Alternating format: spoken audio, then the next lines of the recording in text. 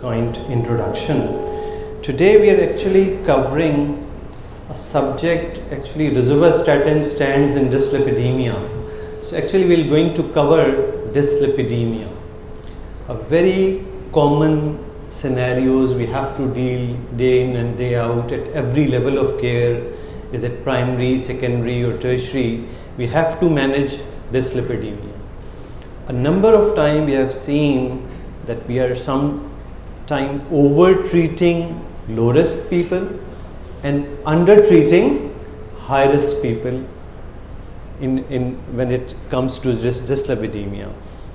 So what we'll do today, we give you a basic approach towards how to manage a patient with dyslipidemia, when to offer drug, and according to the latest guidelines we have in 2018. It's a bit complex, but I'll try to make it simplify in a way that you can apply it clinically. Now before starting my talk, this is my Facebook page and this is YouTube channel. You can just write Dr. Fawad Farooq. You can connect, and I'm recording these all for sake of to upload these things on these social media sites to really help you out. Whenever you have time, you can see it again, and there are a lot of people benefiting from it.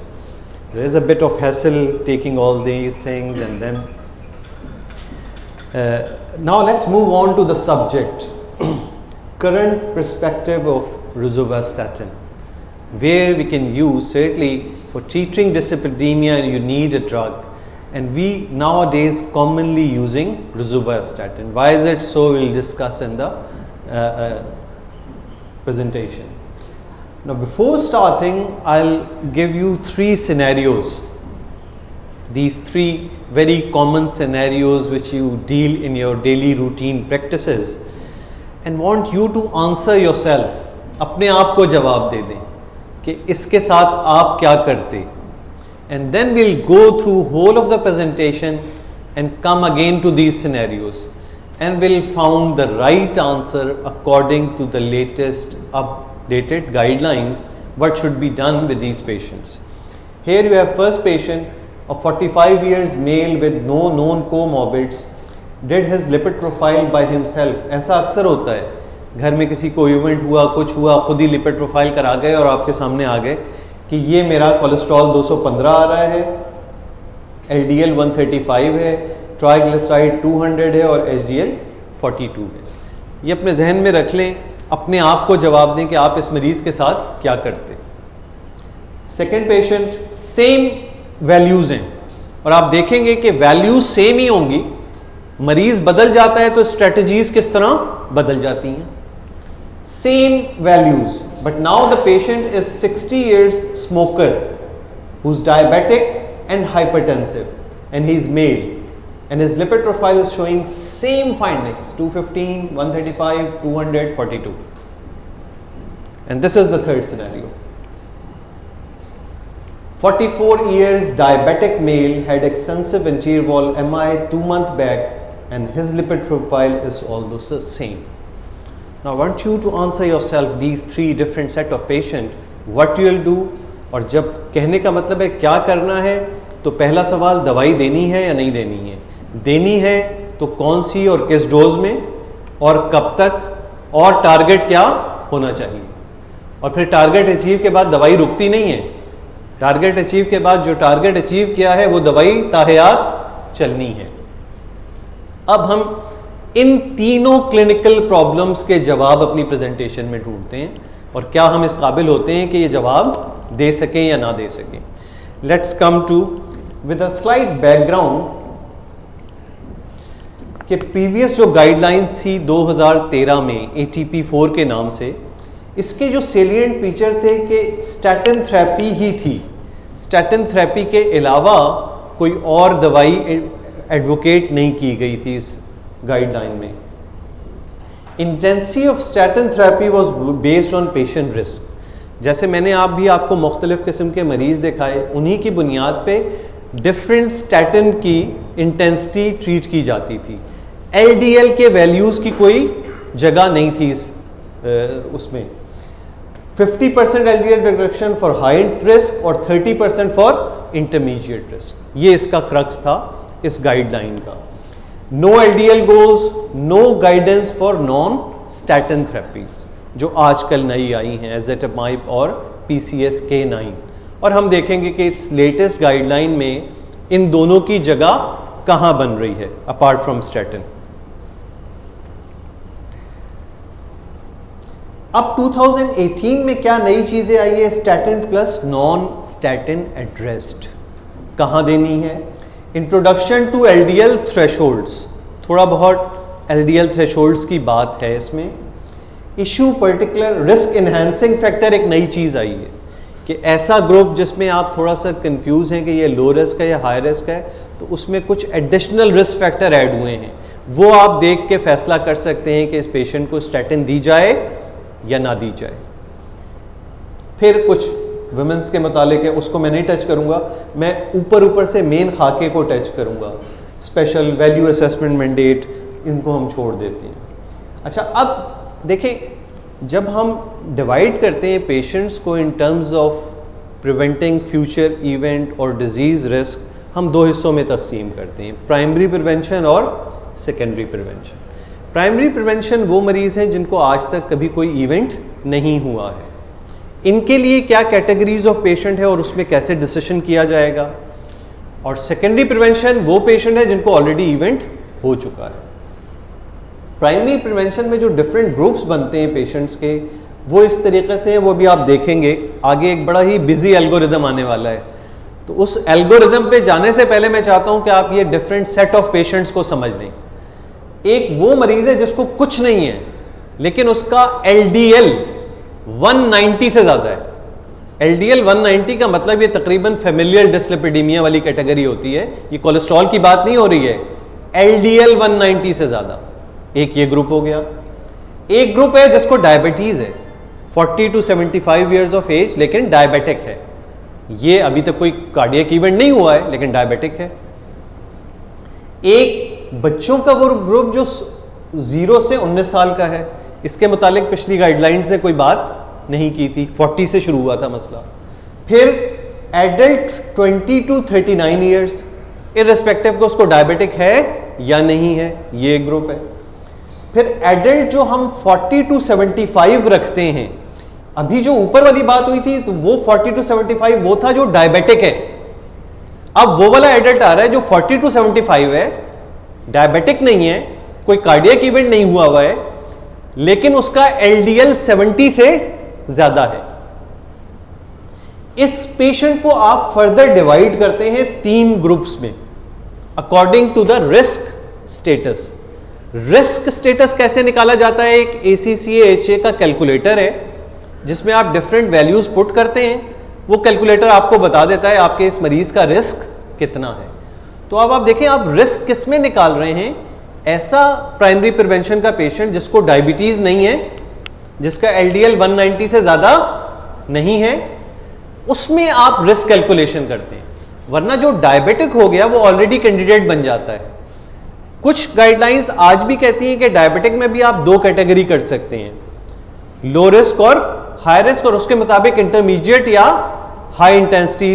लेकिन आप इतना भी याद रखें तो clear है, ये group समझना बहुत जरूरी है, क्योंकि प्राइमरी प्रिवेंशन के पास आपके पास पेशेंट आता है तो आप पहले उसको इन ग्रुपों में डालें। आप किस ग्रुप से डील कर रहे हैं? क्या आप डायबिटिक डील कर रहे हैं?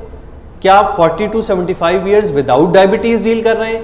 विदाउट डायबिटीज डील कर रहे हैं तो उसका रिस्क निकालना पड़ेगा कि वो लो रिस्क है, 5% से कम, 5% टू 7.5% ये लो रिस्क है, या 5% से कम लो रिस्क है, 7.5 to 20% ये इंटरमीडिएट है, और वेरी हाई रिस्क जो है वो 20% से ज़्यादा है। इसका मैं आपको आर्बिट्ररी एक तरीका बता दूंगा, वैसे तो इसका पूरा एक कैलकुलेटर है। अब ये एल्गोरिदम बहुत बिजी है, लेकिन अगर आपने वो सारे समझ लिए सारे ग्रुप्स, तो ये समझ में आ जाएगा कि इसके मुताबिक हमें चलना है।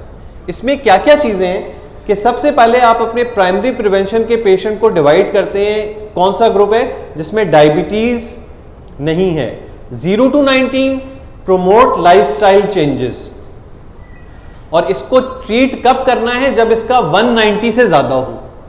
यानी ये 0 से 40 वाला ग्रुप जो है, ये सारा वो ग्रुप है जब अगर 190 से ज्यादा होगा तो इसको ट्रीटमेंट देनी है। और ट्रीटमेंट भी क्या देनी है, हाई इंटेंसिटी, अगर इनका एलडीएल 190 से ज्यादा है। अगर ये डायबिटिक हैं तो फिर आप, जैसे मैंने अभी कहा था कि मॉडरेट इंटेंसिटी तो देनी ही देनी है, लेकिन अगर ये diabetic with multiple risk factors हैं तो आप हाई इंटेंसिटी भी दे सकते हैं। फिर कैटेगरी क्या आ गई कि ये ना डायबिटिक है ना इनका 190 से ज्यादा है, तो फिर क्या किया आपने, इनको उन रिस्क फैक्टर्स में तकसीम कर दिया। Less than 5% risk 5 to 7%, 7.5% to 20% और ग्रेटर देन 20%। बिल्कुल लो रिस्क में कुछ भी नहीं करना है, emphasize lifestyle changes. Intermediate risk जो ग्रुप है, इसमें आप फिर फर्दर रिस्क एनहांसिंग फैक्टर देखेंगे, वो मैं अभी बताता हूं क्या है। उसके मुताबिक फैसला होगा कि इनको स्टैटिन दी जाए या ना दी जाए। और ये जो हाई रिस्क हैं, इनमें स्टैटिन देनी है, और इतनी स्टैटिन देनी है कि बेस लाइन से एलडीएल 50% रिड्यूस हो जाए। ये उन ग्रुप्स के साथ करना क्या है, ये निकल आया। क्या करना है कि किसी का 190 से एलडीएल ज्यादा है, ट्रीट होगा हाई इंटेंसिटी के साथ। डायबिटिक है तो मॉडरेट इंटेंसिटी देनी ही देनी है। ये प्राइमरी प्रिवेंशन वालों की बात हो रही है, जिनको अभी तक एथेरोस्क्लेरोटिक हार्ट डिजीज नहीं है। ना डायबिटिक है ना 190 से ज्यादा है उसका। रिस्क कैलकुलेशन, लो रिस्क, कुछ करने की जरूरत नहीं, सिर्फ lifestyle changes. Intermediate risk, further risk enhancing factors, वो देख के फैसला, पेशेंट से डिस्कशन, अगर वो एग्री करता है फर्दर रिस्क रिडक्शन पे स्टैटिन लेके, तो स्टैटिन शुरू कर देनी, और बिल्कुल हाई रिस्क वाले को देनी ही देनी है। तो ये हमारा प्राइमरी प्रिवेंशन के सारे ग्रुप्स इस एल्गोरिदम से कवर हो जाते हैं कि प्राइमरी प्रिवेंशन में आपने किस पेशेंट को देनी है, कितनी देनी है और क्या टारगेट्स हैं। हाई इंटेंसिटी जब हम बात करते हैं तो हमारा टारगेट ये होता है कि बेस लाइन से 50% की रिडक्शन या एलडीएल का 70 से कम हो जाना, दोनों चीजें। क्योंकि ऐसा भी नहीं है किसी का एलडीएल है ही 90 और आप उसको बम्बार्ड कर दें स्टैटिन से और एलडीएल को 0 पे ले आए।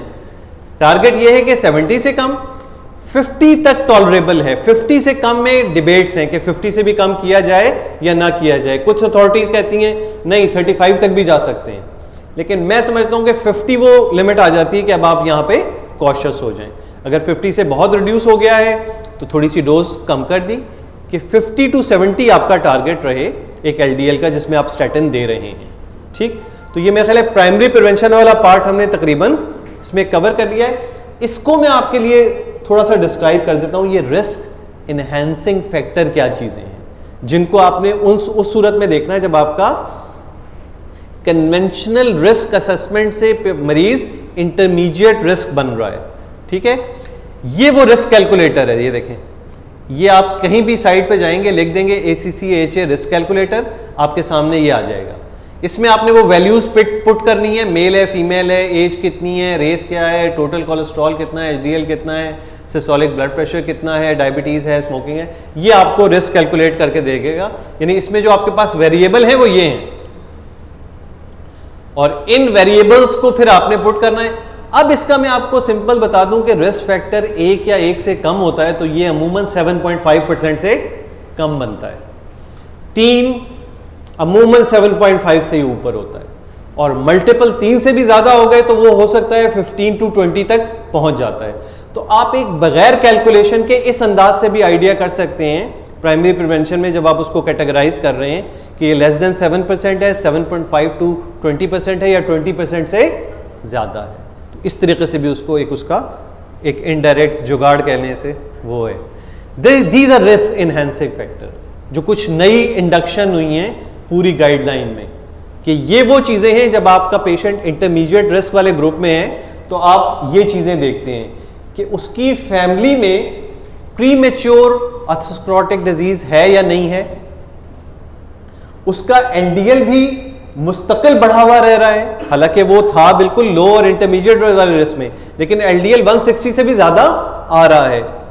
ट्राइग्लिसराइड मुस्तकिल बढ़े हुए हैं, CKD है, मेटाबॉलिक सिंड्रोम है, और इस तरह की क्रॉनिक इलनेसेस साथ हैं, क्योंकि क्रॉनिक इलनेसेस भी एक प्रिकर्सर होती हैं for inflammation and ultimately plaque rupture and propensity towards cardiovascular disease. तो ये सारी चीज़ें ऐड हुई हैं कि ये चीज़ें अगर हैं तो फिर ये कैंडिडेट बन सकेगा। सिमिलरली कुछ लोगों में CRP कर सकते हैं आप, ये भी आपको आइडिया देता है पेशेंट का। लाइपोप्रोटीन A भी कर देता है आइडिया। एंकल ब्रेकियल इंडेक्स कर सकते हैं, ये पेरिफेरल डिजीज का एक इनडायरेक्ट इंडिकेटर होता है। ApoB ये एक कॉम्प्लेक्स है स्पेसिफिक।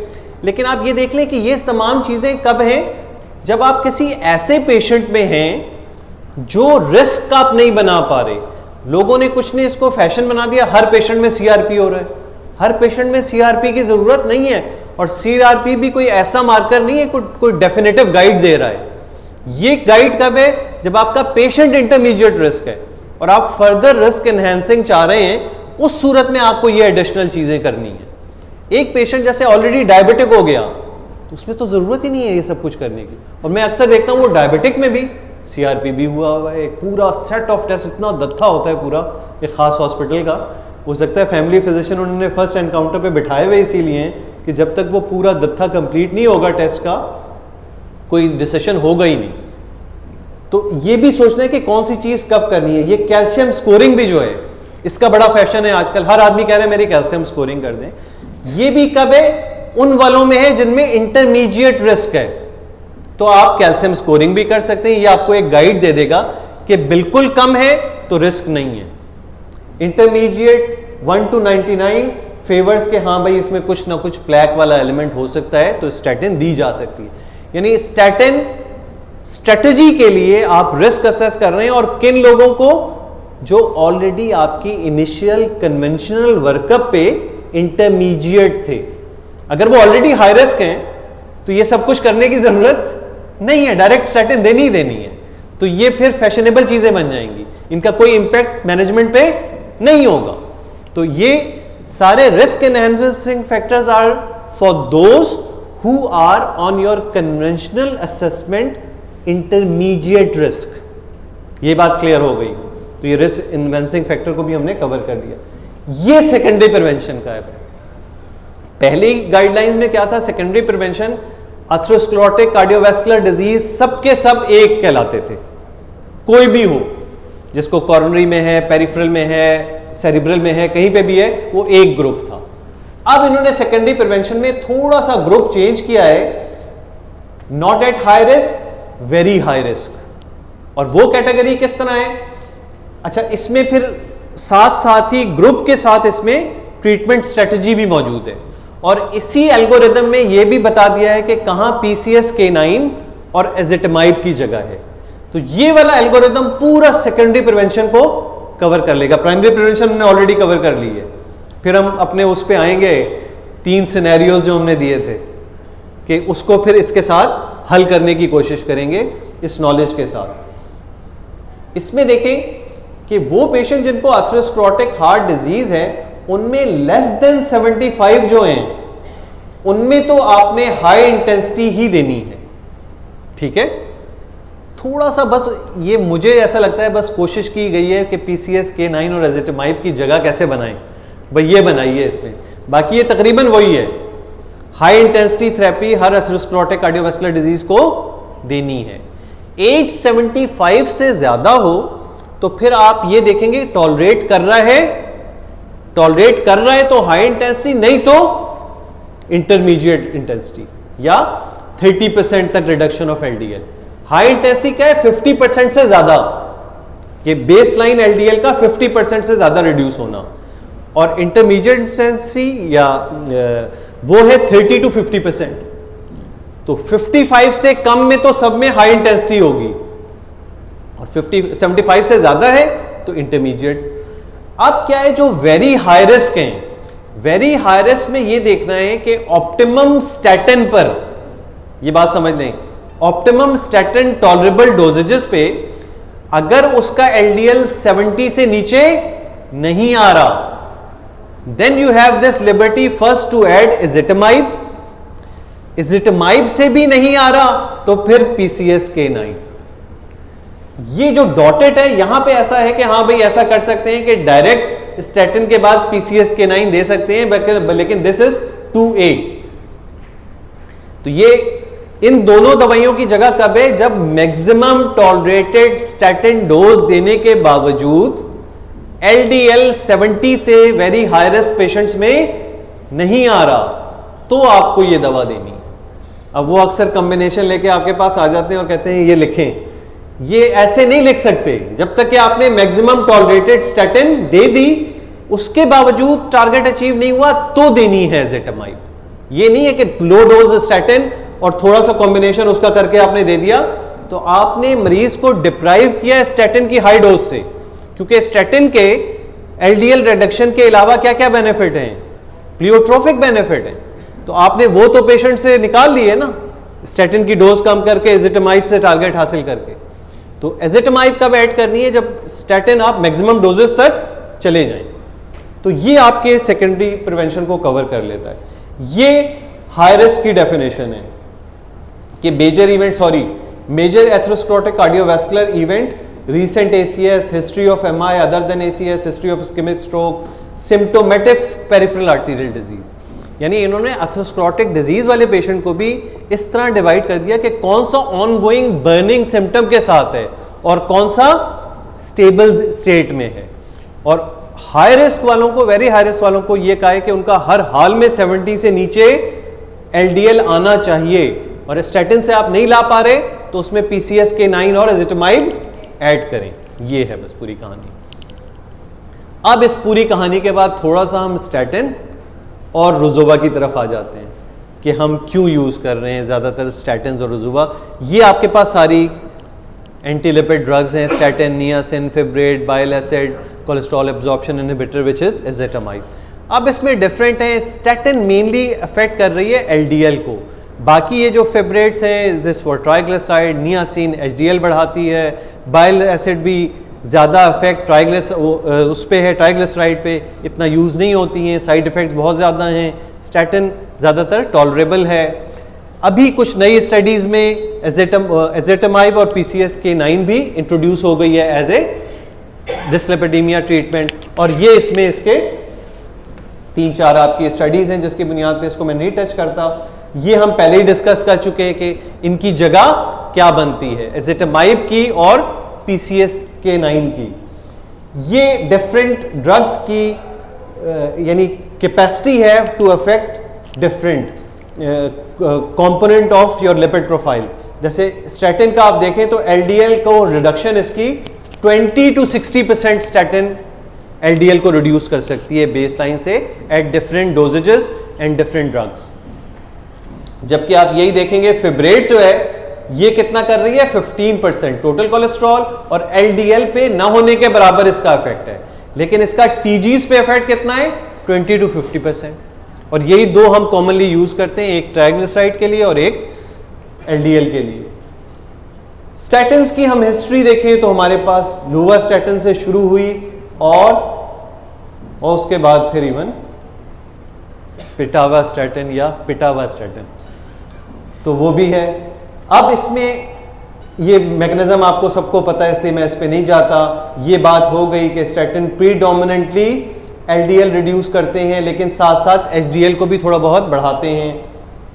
ये इंपॉर्टेंट बात है कि इनके ये सारे प्रूवन बेनिफिट हैं।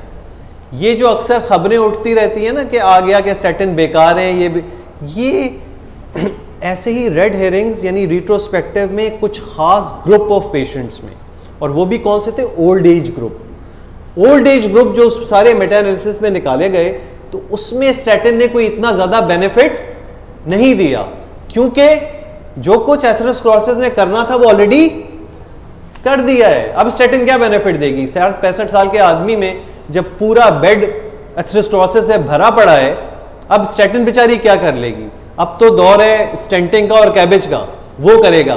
प्रिवेंशन वाला दौर तो 40 साल से शुरू होगा ना, तो वो तो एक्सपेक्टेड है कि 40, 60 साल या 70 साल के आदमी में स्टैटिन का outcome benefit in terms of event reduction वो कुछ नहीं होगा, क्योंकि ये तो आपने पहले देनी थी जब प्लेग बनना शुरू हुए थे। फिर इसके एडिशनल बेनिफिट जो हैं apart from reducing LDL and directly reducing the events, इसके अलावा एंडोथेलियल फंक्शन, प्लैक स्टेबलाइजेशन और ये तमाम चीज़ें भी हैं। इसी वजह से वो कंपोनेंट है कि पहले स्टैटिन की मैक्सिमम डोज, बाद में एजेटामाइब। फिर इसके अलावा एंटी इंफ्लेमेटरी इफेक्ट भी हैं कि बहुत से प्लैक रप्चर की जो चीज़ें वजह बनती हैं उनको भी टेक केयर करती है। और ये वो स्टैटिन्स हैं जो हम हाई इंटेंसिटी के तौर पे यूज़ करते हैं, एटोरवा 40 to 80, रिजुवा। और शायद ये रीज़न है, आप देखते होंगे कि ज़्यादातर जगहों पे रिजुवा यूज़ होती है क्योंकि हमारा रिजुवा 20 का एक्सपीरियंस बहुत ज़्यादा है, एटोरवा 40 का बहुत ही कम एक्सपीरियंस है। और मैंने बहुत कम प्रिस्क्रिप्शंस देखी हैं कि लोग एटोरवा, हाई इंटेंसिटी में एटोरवा भी यूज़ की जा सकती है, लेकिन हाई इंटेंसिटी एटोरवा की थेरेपी कहाँ से शुरू होती है? 40 to 80। जितना भी आपका जो हाई रिस्क वाला ग्रुप था या ग्रेटर देन 190 एलडीएल वाला ग्रुप या डायबिटिक हाई रिस्क, इन तमाम को आइडियली एटोरवा की 40 चाहिए। वो आपकी अपनी दिल की तसल्ली 20 से काम नहीं चलेगा। So ideal, so that's why we have seen that people are tolerating 20 Rizuva much better as compared to 40 Atorva because of potency. Rizuva is slightly more potent than Atorva in reducing LDLs और इसी वजह से commonly क्योंकि tolerable है 20 के dose पे आप उसको यूज कर लेते हैं। और सर्टनली इसके पास अपना डेटा भी है, गो के still Atorva has more data as compared to Rizuva, especially in secondary prevention. But guidelines are giving you liberty to use either Atorva or Rizuva as your high intensity therapy. बाकी तमाम को नहीं है क्योंकि इसका बैकग्राउंड डेटा काफ़ी enough है to say that it's beneficial even in secondary prevention as well. ये स्टीरॉयड एक ट्रायल था कि इसमें क्लिनिकल आउटकम तो नहीं है, इसमें इन्होंने अथेरोस्क्लेरोटिक प्लैक पे इंपैक्ट देखा था रिजुवास्टैटिन को कि प्लैक रिग्रेशन रिजुवा से हो रही है या नहीं हो रही। इसकी मैं डिटेल में नहीं जाता, सिर्फ आपको कंक्लूजन दे देता हूं। तो ये सिग्निफिकेंट रिग्रेशन थी mean atheroma volume in most disease segment, तो ये सिग्निफिकेंटली रिड्यूस हुआ था विद 20 मिलीग्राम ऑफ रिजुवा। तो ये सारे उसी की कंक्लूजन है, एग्रेसिव लिपिड मॉड्यूलेशन। और ये फिर एचडीएल इंक्रीज करना, आप कंपेयर कर लें बाकी तमाम स्टैटिन से, रिजुवा का एचडीएल इंक्रीज भी ज्यादा है एज कंपेयर टू एटोरवा, प्रेवा और सिम्वा। सिमिलरली एलडीएल रिडक्शन, एटोरवा के कंपैरिजन में दोनों आप 10 मिलीग्राम रिजुवा ले लें और 10 मिलीग्राम एटोरवा ले लें, तो 10 मिलीग्राम रिजुवा आपका इतने पेशेंट्स में गोल अचीव करवा रहा है और इसी तरह पेशेंट विद हाई सीएडी इसमें। और अक्सर में हम देखते हैं कि 20 से आप बहुत ही नीचे आ जाते हैं हमारे ग्रुप ऑफ पेशेंट्स पे, कि अल्टीमेटली आपको फिर 10 पे रखना पड़ता है क्योंकि 20 पे कभी कभार उनका एलडीएल 35 और 40 बिल्कुल लो डाउन पे, तो फिर आपको कम करनी पड़ती है और 10 पे रखना पड़ता है। तो इवन रिजुवा का 10 मिलीग्राम भी आपके तकरीबन 70-80% ऑफ द पेशेंट में अपने टारगेट अचीव करा देता है इवन विद सीएडी। और फिर इसका प्राइमरी प्रिवेंशन का landmark trial we all know, Jupiter, जिसमें डिजीज नहीं थी और एलडीएल 130 से कम थे और कुछ रिस्क फैक्टर्स थे, सीआरपी, डायबिटिक, एज, और उसमें इसने सर्टनली बेनिफिट शो किया था as compared to placebo, 44% reduction in cumulative incidences. पूरी कहानी के बाद वापस अपने उसी केस पे, ठीक। अब बताइए क्या करना है इसको, हमने सब कुछ बता दिया है आपको। वाई कोई बताएगा? कोई माइक दे सकते हैं आप, किसी को आंसर करने के लिए माइक दे देना जी। अभी इतनी सारी आवाजें थी, अब आवाजें गायब हो गई। नहीं नहीं, कोई शर्माने की बात नहीं, मुझे भी कुछ नहीं आता है, मेरा भी स्टेटस वही है जो आपका है, मैं तो इसके सामने पढ़ के बोल रहा हूं जी।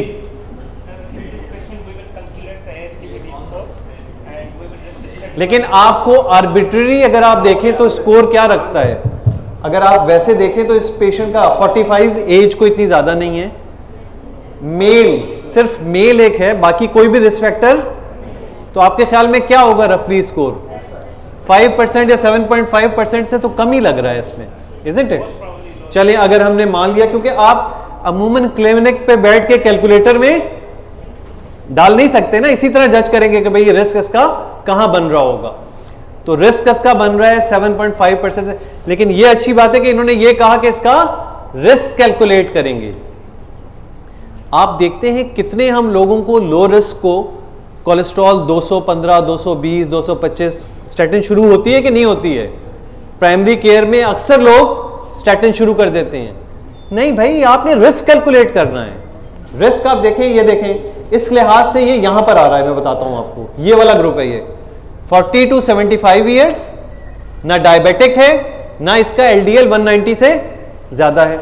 तो अब आपने क्या करना है, ये 4 रिस्क बनाने हैं कि इन चारों रिस्क में से ये कहां बन रहा है। अब अगर रिस्क देखें तो इसका ये बन रहा है 5% से कम, 5% से कम रिस्क बन रहा है, तो बस reassure, lifestyle changes and reassurance, और कुछ नहीं चाहिए। इवन इस ग्रुप में आपको यह भी नहीं देखना कि इसका कितना है कोलेस्ट्रॉल। हाँ, वो रिस्क एनहांसिंग फैक्टर में जाएं तो इसका एलडीएल अगर 160 से मुस्तकिल ज्यादा रहे, इसकी फैमिली हिस्ट्री पॉजिटिव हो, इसमें ट्राइग्लिसराइड बढ़ा हुआ रह रहा हो, इसको सीकेडी हो, इसको यानी वो वाले रिस्क एनहांसिंग फैक्टर वाली बात आ जाएगी।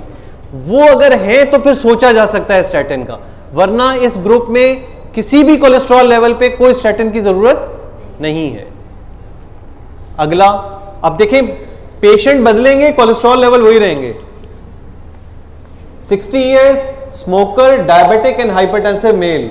स्मोकर, डायबिटिक, हाइपरटेंसिव, एज 60, पक्का 7.5% से तो पक्का ज्यादा हो सकता है 20 भी पहुंच जाए। तो साफ नजर आ रहा है कि एक ऐसा पेशेंट है जिसको ना डायबिटीज है, ना उसका एलडीएल 190 से ज्यादा है, लेकिन इसका रिस्क बहुत ज्यादा है। तो ये कहां आएगा? ये वाला ग्रुप, क्योंकि डायबिटिक था ना, सॉरी ये डायबिटिक भी है, ये वाला ग्रुप आएगा। अब ये डायबिटिक मेरे नजदीक बहुत हाई रिस्क डायबिटिक है, तो इवन आप इसको हाई इंटेंसिटी भी दे सकते हैं, मॉडरेट इंटेंसिटी भी दे सकते हैं, क्योंकि इसमें आप देखें डायबिटिक को तो हर को देनी है। अब ये फैसला करना है रिस्क स्टेटस पे, अगर बहुत हाई रिस्क है तो हाई इंटेंसिटी, अगर इंटरमीडिएट या लो रिस्क है तो मॉडरेट इंटेंसिटी। ठीक है, अब हम अपने आखिरी उस पर आ जाते हैं जी। ये तो पक्का ही हो गया, ये वो हाई रिस्क वाला ग्रुप हो गया। एक तो एमआई हुआ है, उसके अलावा ये डायबिटिक भी है, तो इसमें दोनों चीजें आ गई, तो ये वेरी हाई रिस्क है। तो इसमें आप मैक्सिमम टॉलरेटेड स्टैटिन देंगे, और क्या देंगे स्टैटिन में? थोड़ा खाना हलाल कर दें यार। क्रेस, ओ ये तो बहुत ज्यादा हलाल कर दिया। रुजुवा 20, क्योंकि यूजुअली वी अवॉइड 40 अटोरवा, क्योंकि अगर आप अटोरवा दे रहे हैं तो 40 देनी होगी। दे सकते हैं, यू कैन गिव अटोरवा, लेकिन आज खाना रुजुवा का खाया है तो 20 रुजुवा, लेकिन हम देते 20 रुजुवा। आप देख लेंगे एनाइस, कहीं पे भी आप देख लेंगे कि रोज़ुवास्टैटिन 20 की ही मैक्सिमम डोज दी जाती है, और टॉर्वा बहुत रेयर, कभी कभार मैं देता हूं।